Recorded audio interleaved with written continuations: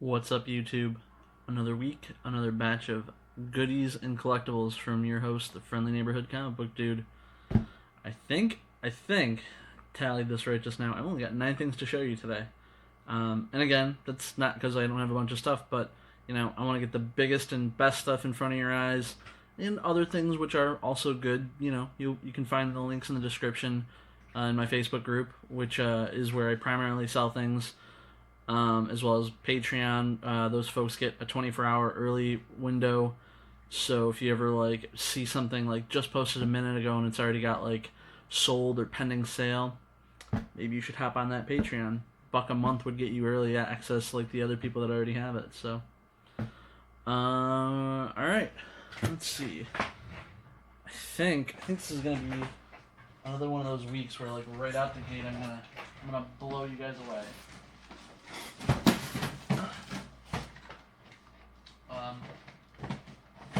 Found a movie prop reference, which, given what it is, maybe a little tough to sell, unfortunately.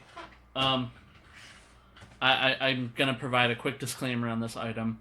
It is 100% a prop. It is meant to stay on a mount. It is not real.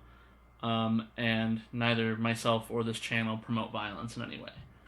That being said, if you are a diehard fan of the movie Underworld and its protagonist Celine, portrayed by Kate Beckinsale, then you know that in that movie her profession is a death dealer, and the most efficient way to deal death as a vampire hunting other creatures is with guns, apparently. You wouldn't think so if you know all the lore and stuff, but modern day, they've got special bullets and things. So her 2 guns are very iconic. She's always pulling them out, shooting them, things like that. So I came across a Hollywood Collectibles Group replica of those guns on a mount. It was limited to 750 in the world. This one's actually number 131. I'll put those up on the screen for you. This is actually probably going to be one of the only places that you can see this, because when I do post this to the Facebook groups and stuff, I'm not going to post a picture of this just for normal reasons. Facebook's algorithms aren't smart enough to know that when you're posting a replica of guns, they're not real. I don't want a chance putting that up and not having my listings be visible to you guys, so I'll most likely put a caption or something like request picture, something like that, or see video. But yeah, I opened these up already. The seal was already broken. They've never been displayed, but much like many of Frank's expensive collectibles, they're checked for damage. And yeah, these things they look so real. I almost wonder if there'll be any trouble shipping these. Yeah. So, what does one think a set of replica guns from a film as iconic as the Underworld films would go for? That would be $450. Yeah. So, if you ever asked that question, it was ever a burning question in your mind, now you know. Let's see. What's next on our tour of stuff? This one's a little bit different for me. Now, normally when I get books every week as a part of the collection, but for the most part, books aren't usually worth much. Sometimes they are, sometimes they aren't. Apparently, this one was. When was this? I didn't even look to see what the date on this thing was. That may or may not factor into why it's so pricey, or it might have just been hard to come by. I don't know. It looks cool. This is a forbidden look inside the House of Ackerman, a photographic tour of the legendary Acker Mansion, which looks to purport a very large horror collection.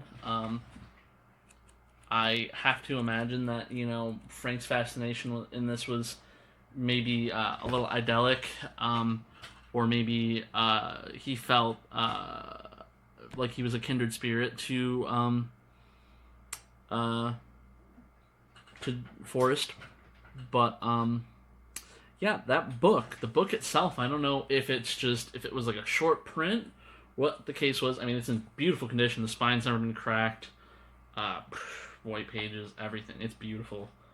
I couldn't find this thing for less than $100. So if you're a fan of this guy and you want to see like some of these pictures and read these stories and accounts about the Acker Mansion, this book would be for you. $100 though. So never judge a book by its cover. Just judge it by its cover price, because that high cover price tells you something. Oh boy, what do we got after that? All right. So, number 3 on our list of 9 today. I found ourselves some more of those Cinema of Fear Mezco figures. I'm still a little shocked that the action figures are worth less than the Cinema of Fear scene, like the screen grabs. But maybe it's because the action figures have been done to death. In the sense that, if you're looking at one character, then McFarlane's done him, then NECA's done him, and then, so... But the screen grabs, those were a little bit more unique. Not that the price for this isn't, higher than your average action figure, but found ourselves a Texas Chainsaw Massacre 2 from the Cinema of Fear. Still in the box, never opened. Beautiful piece. This is what, Mezco circa 2008. So, I'm right about the right time for those Cinema of Fear figures. This is going for $120. I don't know if it's because it's the movie 2 version. I don't know if it's just because it's Mezco and Cinema of Fear. I don't know. But $120 was about the average. A little higher, a little lower. I actually think that factoring in an open one is what kept the price low on this, because I feel like the second I put this up, I always seem to get all this, not same, but a lot of people come out of the woodwork for these Cinema of Fears. So I'm gonna get oh my god, is it sold? It already sold? Yeah, I'm sorry. Someone's gonna be quick to click on this, but this didn't sell on the Patreon yet, so you might get it. That was number 3. What is next? Alright, so we'll slowly dip out of the horror section into what I've aptly named miscellaneous, just because it doesn't fit anywhere else. And then we'll move on to superheroes and comic stuff. So the next one, I'm not a huge Star Wars fan. I've openly professed this before. It's not anything against it. It's just I'm a late in life Star Wars person, so I don't have the same level of love as some people do. I don't have anything against it though. It's but I vaguely recall seeing this character. I want to say Jabba's Palace. Feel free to correct me in the comments. I very well could be wrong. I do my research before I do these videos, but I also try to leave some stuff open to interpretation, because I want to interact with you guys on these things. But we got ourselves a Gentle Giant bust of Ayla Sakura, which the glare is being terrible. You guys can't even see in the window. But from the side you guys can see her great. So that's what her bust is gonna look like. Well, now that I see a scene on the back of it, though, that doesn't look like Jabba's Palace. That looks more like... Oh, wow, okay. So, there's that. But, she's a Gentle Giant. She is limited numbers. She's number 653 of 4250. So... yeah, a little bit on the lower end. The first 6, yeah, low percentage-wise. Ayla, though, for whatever reason, again, maybe you guys can tell me in the description, is going for $225. I don't know if she was hard to come by. I don't know if people didn't snap her up when they were supposed to. I don't know if she's just that popular that there were more than 4,250 people looking for her. Anything's possible, right? But 225 is what the average is on her. So let's see. What else? Anything else in the miscellaneous section? Actually, yeah, I think everything in the miscellaneous section is what's showing off. So this guy, you can kind of see it in the corner here. This is our friend, Dr. Henry Jones Sr. from Indiana Jones, played by the one and only Sean Connery. It's an Artifacts Kotabukaya. Oh boy, got a little ahead of himself there. It's pretty nice. Looks like the bottom seal is broken. Top isn't though. That might just be a fluke. Actually, there is no bottom seal. That's weird. There's no bottom seal to have been broken. Might just be the fact that it's like an assemblable figure, so they didn't factor for a bottom seal. It's super weird though. There's no marks for it at all. I don't know. What something like this would have gone for when it came out. Retail, I feel like on a Kotabukaya like this was probably about what we're asking, which is 120. I feel like if I opened up a catalog for this guy, he probably would have been $124.99. Like, he's usually in the back of the Diamond catalog. Not him specifically, but Kotabukaya is like this, and that's a pretty standard price, somewhere between like 90 and 150. So, I mean, he's going for about what he went for when he came out, and hasn't really gone up in value. Maybe there's not a ton of call for him, or maybe this is more for your Indiana Jones completionists. So, 120.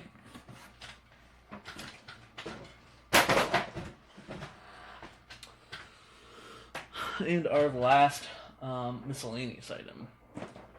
Last week I had for you guys a talking Freddy Krueger from Matchbox, like Matchbox car. And I scratched my head on that one. I'm like, Matchbox made talking dolls? But it's all relative, right? I was born in 89. This next piece was literally 2 years older than me. And he's never been opened. I can still see all the seals on him. He's got a cool looking background and everything too. It's super cool. And he still talks. The seals for him, his bottom seal is good. His top is gone, but I think I would attribute this the same way I would the Freddy. 33 years of, sooner or later that stuff comes apart, so it might have just disintegrated. Hard to say. But yeah, it's a Pee Wee Herman, talking Pee Wee Herman. And he does, yeah, and we'll make him talk for you, just so you guys know. I know you are, but what am I? Yeah, he does it. One more. I know you are, but what am I? You'll hear one of his favorite expressions. Well, that's the same one twice, but they've got a bunch of them listed on the back here. So, the funny thing about this, he's still got the original price tag on the bottom from where he was bought at Toys R Us. So it'll be an interesting, fun thing for whoever gets their hands on this. I was shocked at how what this was priced at in 1987. I don't know if we're looking at inflation now for what he goes for today, but his today price his average price now is 85, and that heavily factored open figures. There were probably more open figures on the list that I looked at when I was making the average for him than there were sealed ones. So, I mean, again, this is probably one of those where the numbers are going to skew in your favor, because, not all sellers would include items that don't necessarily match their description when determining a price. A lot of people would say, okay, well, I'm going to price them based on other, ones that are still tied down in the box. But we try to be fair here, right? So, $85 for Mr. Herman. Okay. After we depart our random section, I've got our weekly Bowen. Well, sometimes it's 2 Bowens a week, but a lot of the Bowens that I'm starting to see left are huge. So I'll probably start going down to like 1 a week. I've been trying to grab like other statues or other things that are like comparable. So, but this first one is really cool. let's see if we can get him on camera. Yep. So this first one is Captain Marvel. OG Captain Marvel. Like, not Carol Danvers. This is Marvel. And this is his classic version, too, because actually on the back, like, you can see the little sticker, or is it sticker that says classic version? Because I'm guessing they used the same box for both figures. But the back, there's also, like, a green version of him where he looks like his actual, like, Kree form. I'm not really sure which I like more. I'm not sure. So, but it's pretty cool. His numbering is low, too. Where is it? Alright, 291, 5. He's number 291 out of 500. So that's a pretty small number. 500 of these guys in the world, if that. I know with some of these I do open them on camera for you guys. I did take the trouble of already doing that. I took the pictures for that.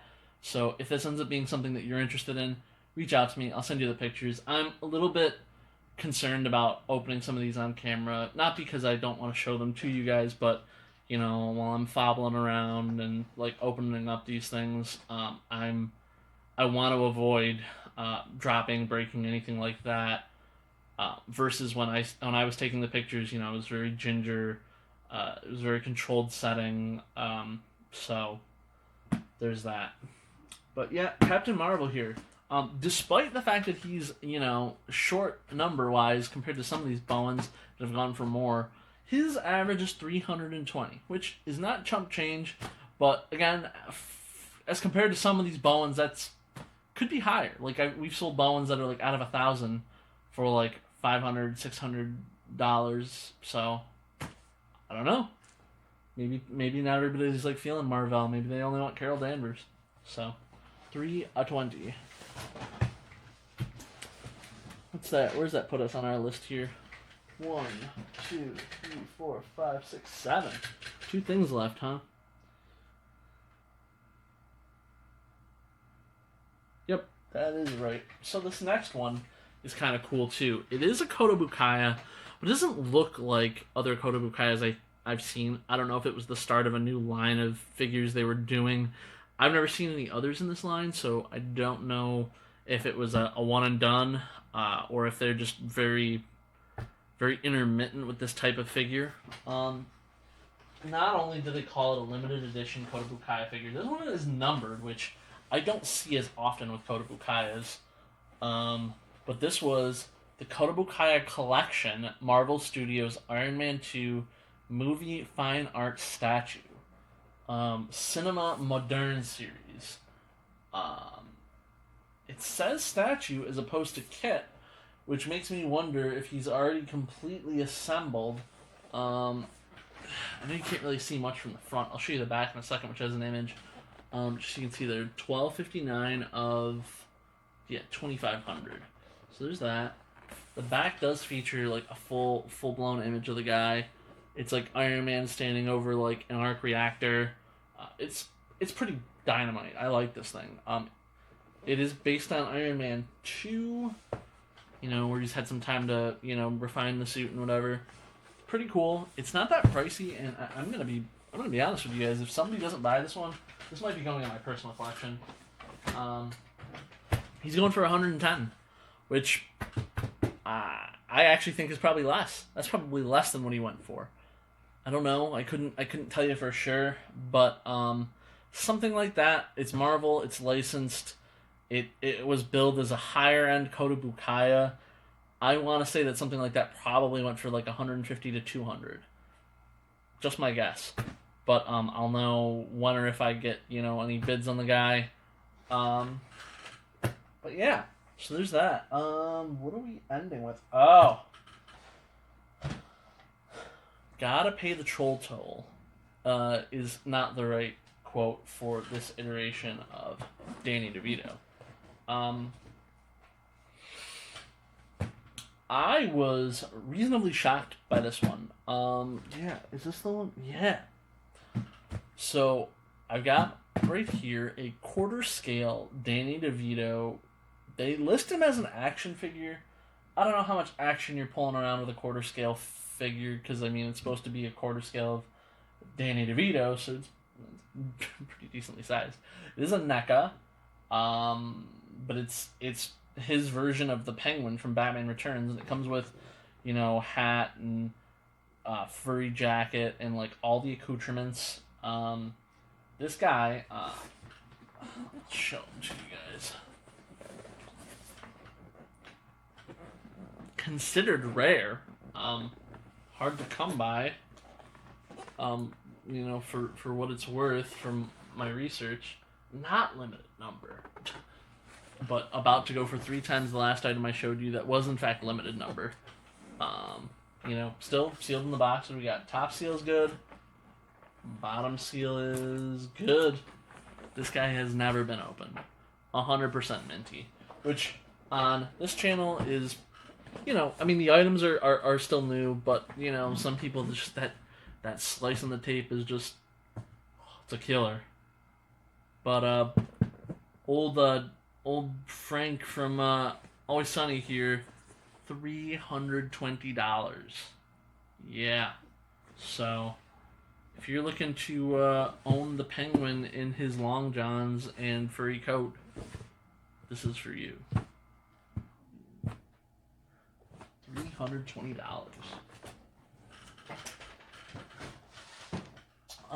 But with that, that's what I got for you guys today.